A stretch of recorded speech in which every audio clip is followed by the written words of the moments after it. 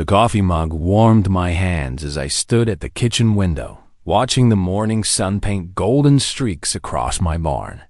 42 years old, formerly a ship carpenter until my back gave out.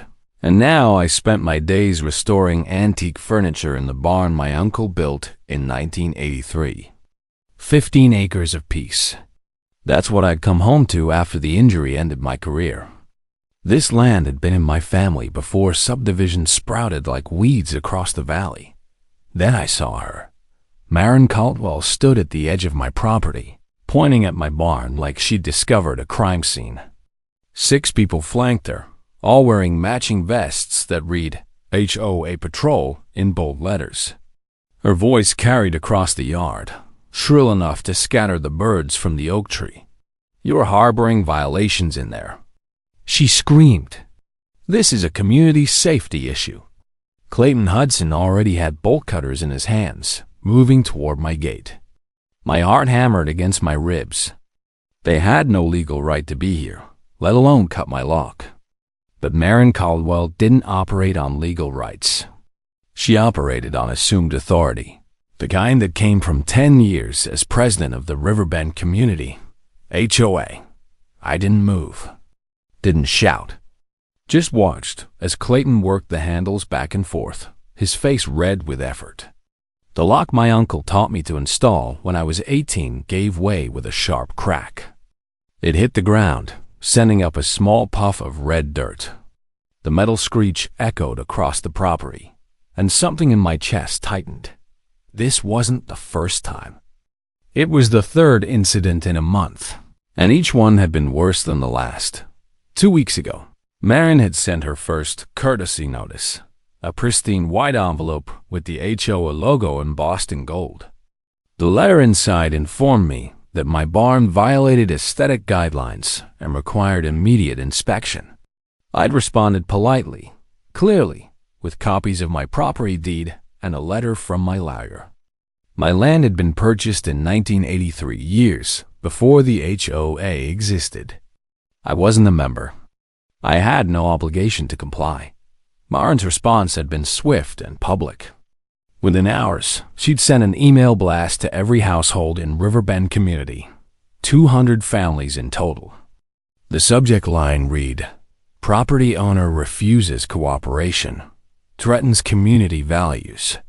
The email painted me as selfish, stubborn, dangerous to their property values. I'd saved every document, every email, every text message from neighbors asking if I was really planning to turn my barn into some kind of junkyard. I dephotographed the lock she'd tried to remove the first time and installed 8 security cameras covering every angle of the barn and gate. The footage uploaded automatically to cloud storage. Nothing would disappear. Now, standing in my kitchen with dust catching the early morning sunlight, I picked up my phone. No sudden movements. No shouting. That's what my lawyer had told me. Document everything. Stay calm and let them make their mistakes. I pulled up her number and pressed call. "They just cut the lock," I said when she answered. "I've got it on camera. Trespassing and destruction of property." Her response was immediate and clear. "Don't engage. Call 911. I'll start drafting the complaint." Through the window, I watched Maren's group disappear into the barn, their silhouettes swallowed by the darker interior. My uncle's barn, the place where he taught me to measure twice and cut once, to read the grain of oak and maple and cherry. Every beam, every nail, every inch of property, legally and completely mine. That lock was more than metal. It marked where my uncle's lessons ended and my responsibility began. Private property wasn't decoration. It was the line Maren had chosen to ignore, and this time she was about to learn what happened when you crossed it. I dialed 911 with steady hands, my voice calm despite the adrenaline flooding my system. 6 people just cut my lock and entered my barn without permission. 247 Oak Ridge Road. I don't know what they're planning, but I feel threatened. The operator's voice stayed professional. "Are they armed?" I glanced out the window. Clayton had something on his belt. Could have been a phone. Could have been a taser. I can't tell from here, but they're trespassing on private property after destroying my lock. I didn't give them permission. She assured me officers were on their way and advised me to stay inside. I agreed and ended the call, then stood at the window watching Marin's silhouette move through my barn. The barn had always been special, my sanctuary after the injury that ended my career. When Uncle Raymond passed, he left me the land and everything on it. I'd moved back here 3 years ago, started restoring furniture. Carved wooden sculptures. When the mood struck, it wasn't much, but it was mine. 5 days ago, something had changed. I'd been working in the barn, organizing tools, when I heard movement from the back corner. I'd grabbed a sandwich from the house and walked back inside, calling out softly, "You need to rest. Stay here as long as you need. It's quiet. It's safe." A voice had answered from the shadows, low and grateful. "Thanks, buddy. I won't forget this." I hadn't turned on the light. Hadn't needed to. The voice was familiar, comforting, even. I'd simply nodded and left the sandwich on the workbench before heading back to the house. Nobody needed to know he was there. Not yet. Now, hearing car doors slam outside, I watched blue and red lights flicker across my living room wall. 2 patrol cars, maybe 3. I stayed where I was as officers approached the barn. Marin emerged first, her face flushed and indignant. She was already talking, gesturing wildly toward me. Then back at the barn. I couldn't hear the words, but I knew the script. She'd claim authority. She'd insist she had the right. She'd try to spin this as me being uncooperative, unreasonable, a threat to the community. The officers would listen, take notes, and then they'd come talk to me. I had my documents ready. Deed, lawyer's letter, camera footage. Everything organized in a folder on my kitchen counter. This was going to be a long day, but I wasn't worried. For the first time in weeks, I felt something close to calm.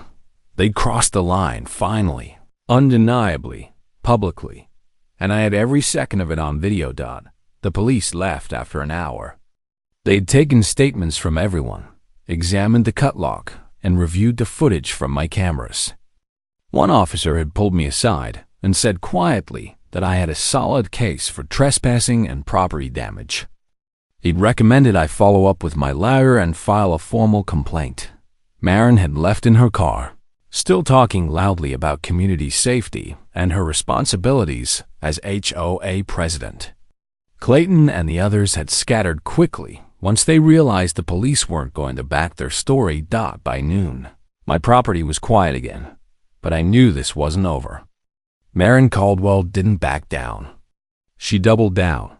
That evening, my phone started buzzing with notifications. Someone had tagged me in a post on the neighborhood social media group. I opened the app and found a message from Marin posted just 20 minutes earlier. The post had already accumulated 37 comments. "Emergency HOA meeting tonight." The header read, "All residents are encouraged to attend. We need to discuss a serious threat to our community values and property values." The meeting was scheduled for 7 o'clock at the clubhouse. I wasn't invited, but I knew exactly what the topic would be. Me, my barn, my refusal to cooperate. I took a screenshot and forwarded it to my lawyer. Her response came back within minutes. Let her talk. Document everything. Don't attend. It'll only make things worse. At 7:15, I got a text from a neighbor I barely knew, Marcus Chun. "She's showing pictures of your barn. Says it's dropping everyone's home values by 12%. Do you know anything about this?" I thanked him for the heads up and asked if he knew where she got that number. He replied quickly, "No idea. She just put it on a slide. No source or anything." I sat back in my chair and let that sink in. 12%. A specific number designed to sound authoritative, scientific even, but completely fabricated. I pulled up the recent appraisal I'd had done on my property just 6 months ago. The appraiser had noted that the barn described as a vintage agricultural structure in good condition actually added value to the area. Properties with character and history tended to appreciate faster than cookie-cutter developments. I saved the report to my growing file of documentation. By 8 o'clock, I'd received 4 more texts from different neighbors. The meeting had turned into a full presentation. Marin had prepared a slideshow titled The Briggs Problem. One slide showed my barn from the worst possible angle, shot during a particularly gloomy afternoon. Another claimed health and safety concerns, suggesting I was storing hazardous chemicals or scrap metal. None of it was true. My barn contained woodworking tools, a few pieces of furniture I was restoring, and some personal belongings. No chemicals. No scrap. Nothing hazardous. But facts didn't matter when fear was more persuasive.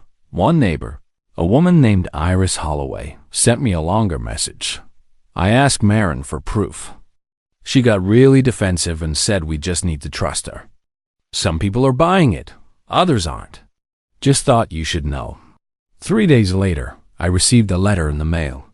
The envelope was expensive, cream-colored with embossed lettering. HOA Law Firm Partners was printed in the top left corner. I opened it carefully, already suspicious. The letter inside was formatted like a legal document, complete with case numbers and statute references. It demanded that I comply with HOA aesthetic guidelines within 72 hours or face litigation. It threatened fines of $500 per day for continued violations. It mentioned the possibility of a court injunction forcing me to modify or remove the barn entirely. The language was aggressive and official-sounding. It was also completely fake. I called the phone number listed at the bottom of the letterhead. It rang 4 times and went to a generic voicemail. No company name, no person's name, just a beep. I hung up and searched for HOA Law Firm Partners online. Nothing. No website. No business registration. No attorney listings. Marin had fabricated the entire thing, probably hoping I'd panic and give in. Instead, I scanned the letter, added it to my file, and forwarded it to my lawyer with a note. Fake law firm, fake threats. Should I report this? Her response was immediate. Already on it. This is harassment and potentially fraud. I'm contacting the county attorney's office. The walls were closing in on Marin Caldwell. She just didn't know it yet.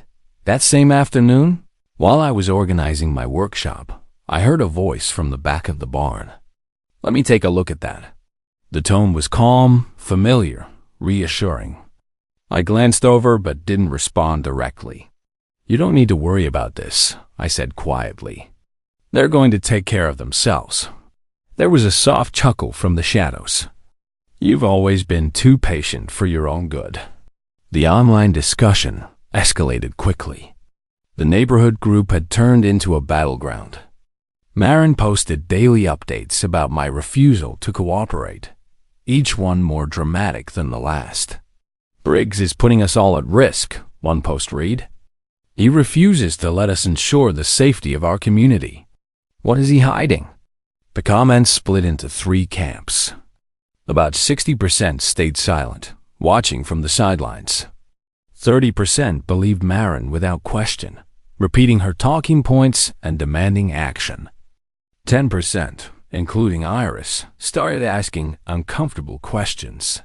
Does the HOA even have jurisdiction over his property?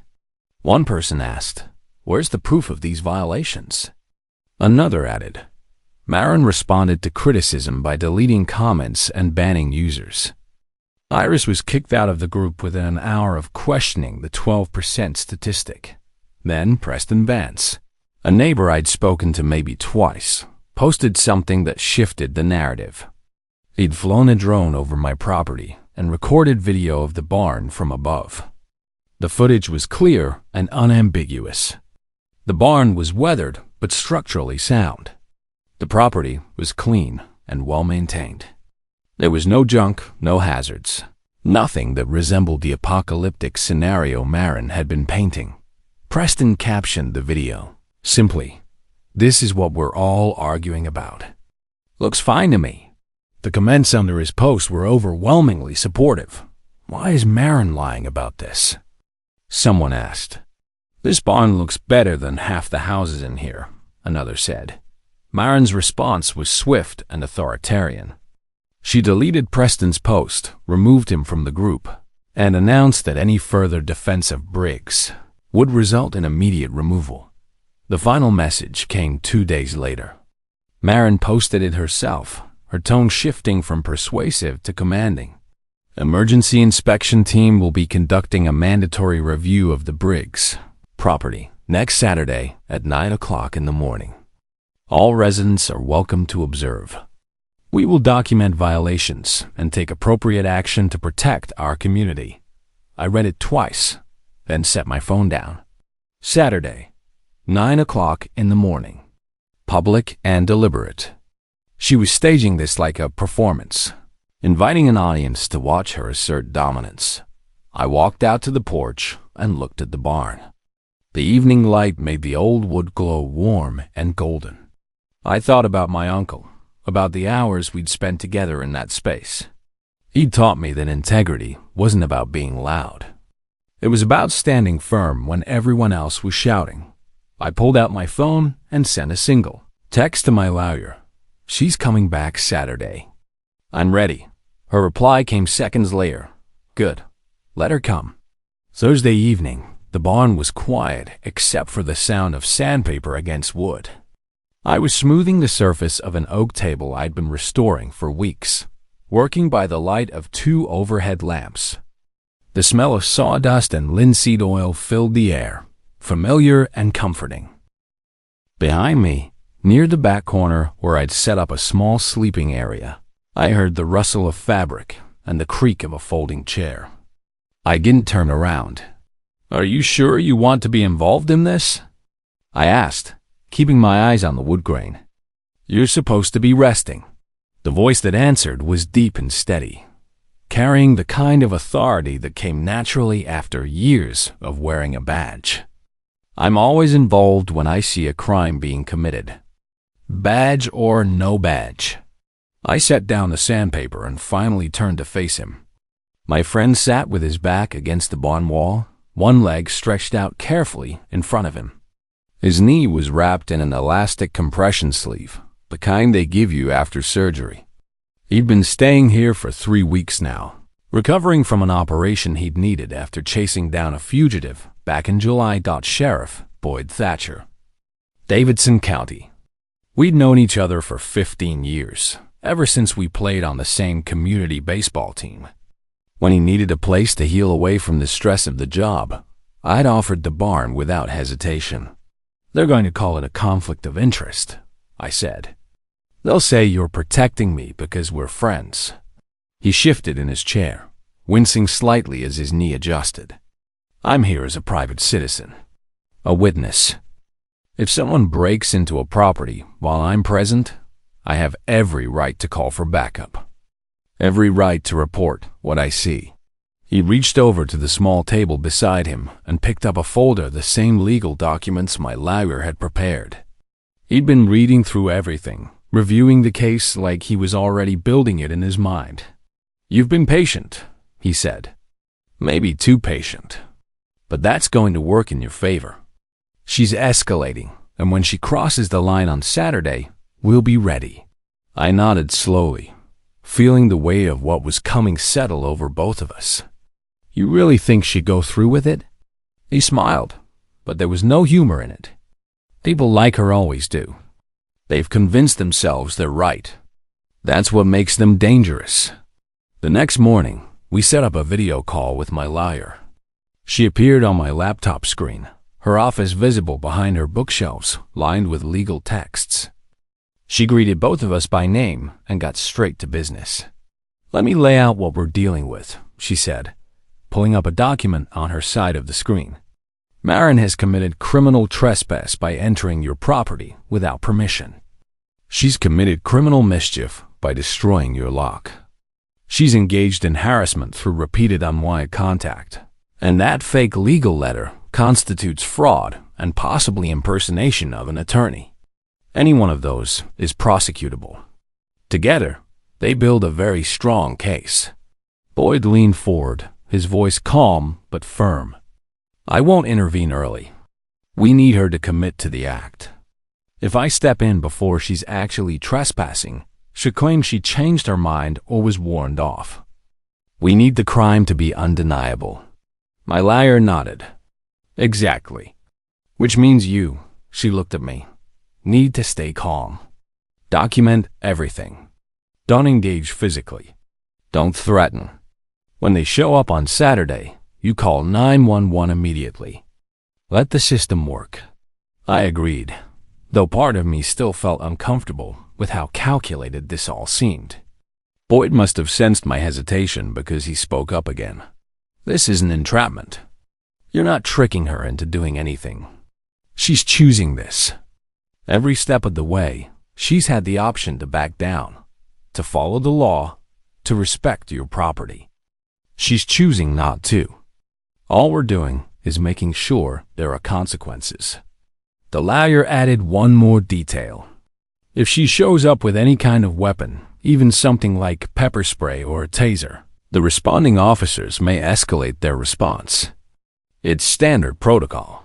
Boyd's expression didn't change, but I saw something flicker in his eyes.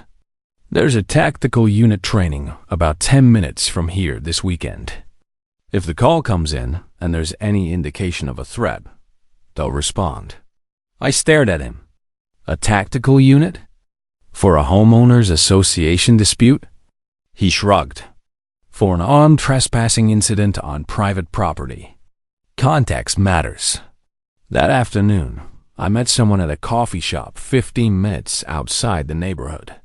She was a financial analyst, mid-40s, with the kind of quiet competence that made you trust her immediately.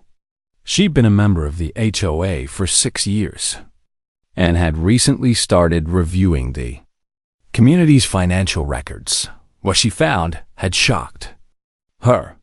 I've been going through the books for 2 months, she said, keeping her voice low even though the shop was nearly empty. Man has been embezzling $78,000 over the past 2 years. She slid a USB drive across the table. It's all here. Fake receipts for landscaping services that never happened. Security upgrades that were never installed. She's been paying herself a salary that was never approved by the board. She even bought a car with HOA funds and claimed it was a patrol vehicle. I picked up the drive carefully, feeling its weight. Why are you telling me this? She looked tired, like she'd been carrying this secret for too long. Because I'm scared. If I report it and she finds out it was me, she'll destroy me. She's already kicked out anyone who questions her. But if this comes out during an investigation into something else, something bigger, then maybe I'll be protected. I understood. She wasn't being cowardly. She was being smart. When the time comes, I said, you'll know. Hold on to your evidence. Make copies. Keep them somewhere safe. She nodded and stood to leave, pausing at the door. I hope you know what you're doing. She's not going to go down quietly. I watched her walk to her car and drive away. Then I slipped a USB drive into my pocket and headed home. That evening, I stood on my porch and looked out at the barn. The sun was setting, painting the sky in shades of orange and red. My cameras blinked their small green lights, recording everything, uploading to the cloud in real time. Inside the barn, Boyd was resting, reading through legal precedents and preparing for what was coming in 2 days. Marin would arrive with her makeshift patrol team. She'd cut my lock again. She'd trespass again. And this time, the whole community would be watching. I pulled out my phone and sent a text to Preston, the neighbor who'd been filming everything with his drone. Can you be here Saturday morning? I need someone documenting this who isn't involved. His reply came within seconds. I'll be there with my best camera. I put the phone away and looked at the barn one more time. The shadows were lengthening, swallowing the structure in darkness, but I wasn't afraid. For the first time in weeks, I felt something close to certainty. They were coming. And when they did, the whole world would see exactly who they were. Saturday morning arrived with clear skies and temperatures, already climbing into the 70s by 6 o'clock. I woke early, made coffee, and went through my preparation checklist.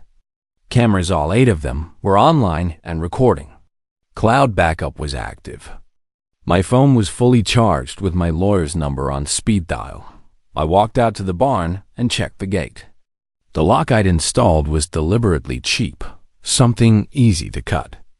I wanted clear evidence of destruction inside the barn. Boyd was already awake, sitting at the workbench with his radio. He was dressed in civilian clothes, but his badge sat on the table beside him. "Are you ready for this?" he asked. I nodded. He picked up his phone and made a call, brief and professional. "This is Sheriff Thatcher. If there's a 911 call from 247 Oak Ridge Road today, I'm requesting a tactical response. I'm present at the location as a civilian witness, and there's potential for an armed confrontation." He listened for a moment, then confirmed details and ended the call. "They're 10 minutes out. Standing by for the call." At 8:45, I saw the first car pull up to the end of my driveway. Then a second, then a third. Black SUVs, all of them parked in a neat line. My heart was pounding now, adrenaline mixing with the strange calm that came from knowing I'd prepared for this moment. Maren emerged from the lead vehicle wearing a blazer and sunglasses, carrying her clipboard like a weapon. 5 others flanked her, all wearing the matching vests. The small crowd of neighbors had grown to maybe 15 or 20 people, standing along the road with their phones out. This was theater, a performance, a public demonstration of power. I picked up my phone and dialed 911. 6 people are cutting my lock and entering my barn without permission, I said when the operator answered. 247 Oak Ridge Road. I feel threatened. Through the window, I watched Maren order Clayton to cut the lock. He hesitated for just a moment. Then the bolt cutters bit into metal. The lock cracked with a sharp sound that echoed across the property. The gate swung open. Maren walked through first, her team following. The sirens started almost immediately. Multiple vehicles. By the sound of it, 4 patrol cars pulled up, lights flashing. Then a 5th vehicle, a black tactical van, rolled to a stop behind them. 8 officers stepped out, 4 of them in full tactical gear, vests and helmets clearly visible. The crowd went completely silent. Maren froze. Clayton dropped the bolt cutters, the metal clanging against the gravel. One of the volunteers took a step back toward the road. The lead officer approached, his hand resting casually on his belt. "Ma'am, we received a report of trespassing and property damage. Can you explain what you're doing here?" Maren's voice came out higher than before, strained. "We're conducting an HOA inspection. This property is in violation of community standards." The officer glanced at me, then back at her. "Do you have the property owner's permission to be here?" Maren hesitated. "We don't need permission. We're the HOA." The officer's expression didn't change. "That's not how property law works, ma'am. If the owner hasn't given consent, you're trespassing." That's when the barn door opened again, and Boyd stepped out into the sunlight. He was still dressed in civilian clothes, but the badge clipped to his belt caught the light immediately. He walked slowly, favoring his left leg slightly, but his presence filled the space like gravity.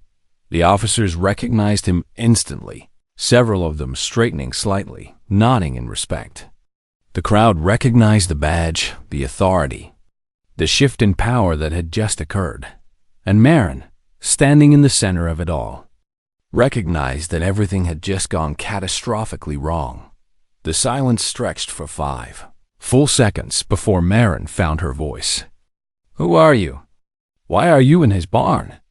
Boyd stopped a few feet from her, positioning himself so the entire crowd could see him clearly. "I'm Sheriff Boyd Thatcher, Davidson County. I've been staying here temporarily while recovering from knee surgery. Mr. Briggs is a personal friend of 15 years.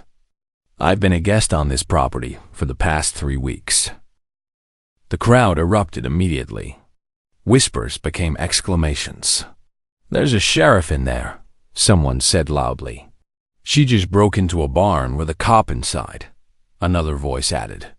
Shocked and almost laughing, Doc Clayton took 3 steps backward, away from Marin, his face draining of color. "You didn't tell us. You didn't say anything about a sheriff being here." Marin's survival instinct kicked in, and she went on the offensive. "This is a conflict of interest. You're protecting him because he's your friend. This whole thing is corrupt. You're abusing your position." Boyd's expression didn't change. When he spoke, his voice was calm, measured, and loud enough for every single person present to hear clearly. "Mrs. Caldwell, I'm going to explain several legal facts to you right now, in front of all these witnesses, so there's no confusion later. First, this property does not fall under HOA jurisdiction. Mr. Briggs purchased this land in 1983, years before Riverbend Community was established. He never signed your covenants. He's not a member. He has zero legal obligation to follow your rules or allow your inspections." He paused, letting that sink in. "Second, you and your team just committed criminal trespass by entering this property without permission after being told. Repeatedly, you had no right to be here. You also committed criminal mischief by destroying that lock.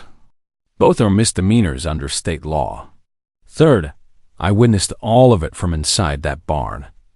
As a sworn law enforcement officer, even when I'm off duty, I'm legally obligated to report crimes I directly observe. This has nothing to do with friendship. It has everything to do with the law."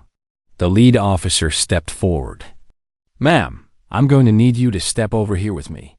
Marin's voice went up another octave. "You're arresting me? Me? I'm the victim here. I've spent 10 years building this community, protecting these people, maintaining standards, and you're going to arrest me for doing my job?" The officer's tone remained steady. "You're being detained for criminal trespass and criminal mischief. You have the right to remain silent." Marin jerked her arm away. "Don't touch me. I know my rights. I have lawyers. I have connections. You have no idea who you're dealing with." Boyd spoke again, his voice cutting through her protests. "Mrs. Caldwell, I strongly advise you to stop talking. Everything you're saying right now is being recorded by at least 20 people. You're making this significantly worse for yourself." But Marin couldn't stop. Years of entitlement and control came pouring out. "This is insane. One represent 200 families. I protect property values. Without me, this neighborhood would fall apart. Briggs is selfish. He only cares about himself. That barn is an eyesore. It makes everyone's homes worth less." I stepped forward for the first time.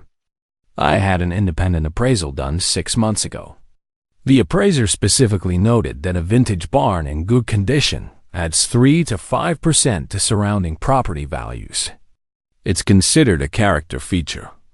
I can send the full report to anyone who wants it. 3 people in the crowd immediately called out their email addresses. The handcuffs clicked into place. The sound was impossibly loud in the sudden quiet. "You're all going to regret this," Marin said, but her voice had lost its power. Boyd's response was quiet, almost gentle. "You had influence, Mrs. Caldwell, not power. There's a difference. Influence is given by people who trust you. Power is taken. And when you take power, you don't actually have. When you pretend authority you were never granted, eventually someone calls your bluff.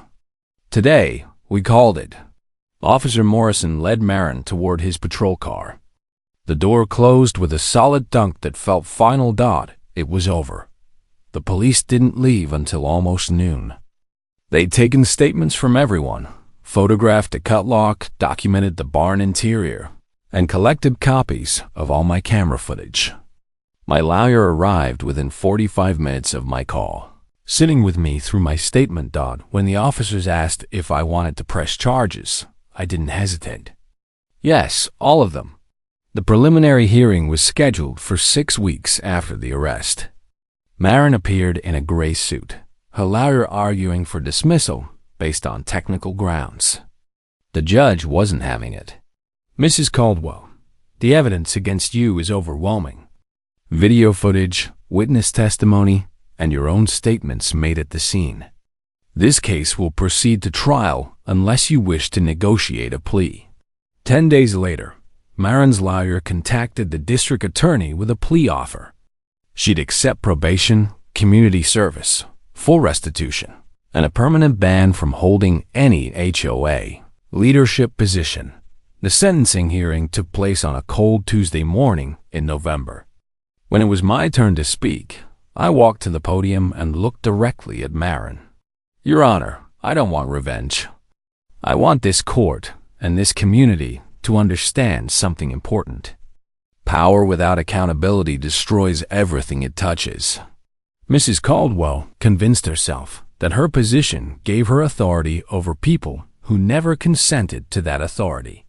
She believed her intentions justified her actions, no matter how illegal those actions were. That's not leadership. That's tyranny on a small scale. This community deserves better. The judge sentenced her to 3 years supervised probation, 500 hours of community service, and full restitution of $78,000 to the Riverbend Community HOA.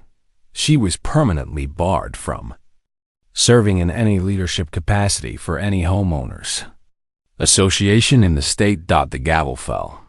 It was over. That evening, there was an emergency meeting of the HOA. The newly elected board, with Iris as president, presented a complete restructure of the organization's bylaws.